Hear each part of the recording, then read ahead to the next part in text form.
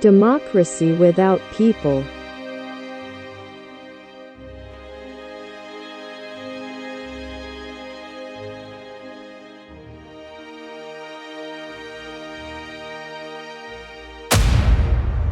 Democracy without people. Some public agents of important institutions of the Federative Republic of Brazil use the name of the people dishonestly.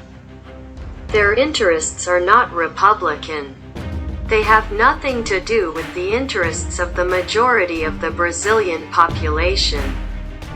Talking about democracy for these fake Republicans has become a routine, almost a vice of language. They practice various atrocities, whether in the approval of laws, in the case of legislators, or in partial judgments in the case of togados. Parliamentarians and judges treading outside the four lines of the Constitution, and presenting themselves as the champions of morality. They persecute the head of the executive branch who dares to be Republican. Traitors to the country living in a parallel world, which has nothing to do with the real world of good people in this country. Democracy without people is a strategy of progressives, who have completely lost the trust of those who should be heard and respected the most, as in our Constitution in its Article 1 it says, "All power emanates from the people." The Brazilian Constitution dates from 1988, but the original letter has been amended 111 times since its enactment 30 years ago. At an accelerated pace, they are falsifying democracy, pushing the people further and further away from power, and delegating to themselves the responsibility of deciding what the people want, think and say.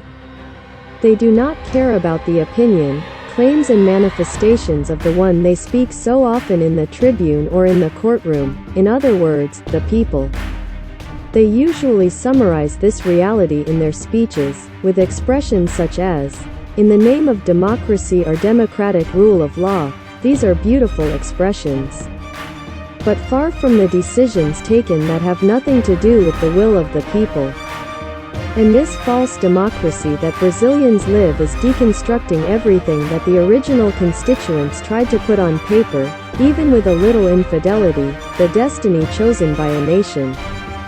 The original text is being interpreted by partial justices of the Supreme Court as they see fit. We have 11 justices, and 11 constitution. Watching a trial in this courtroom is a freak show.